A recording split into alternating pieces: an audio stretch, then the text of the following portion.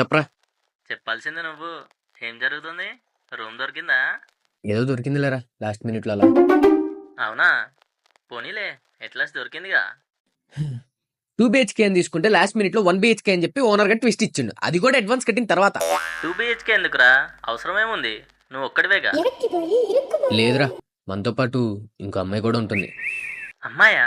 అమ్మాయి ఎవర్రా? ఆ అంటే ఫస్ట్ నేను ఒక్కనే తీసుకుందాం అనుకున్నా మామ, కానీ స్ట్రిక్ట్లీ ఫర్ ఫ్యామిలీస్ అని చెప్పేసి బోర్డు పెట్టేసింది.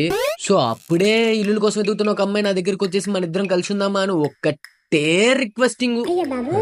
ఇలానే వేరే అబ్బాయిల దగ్గరికి వెళ్ళి అడిగితే అమ్మాయి కదా అని చెప్పేసి అడ్వాంటేజ్ తీసుకుంటారేమో అని అనిపించి, నా గురించి నీకు తెలిసిందే కదరా, చాలా మంచోడిని, అలానే జాలిగుండి కలిగినోడిని. సో మనతో ఉంటే సేఫే కదా అనిపించి ఒప్పేసుకున్నా.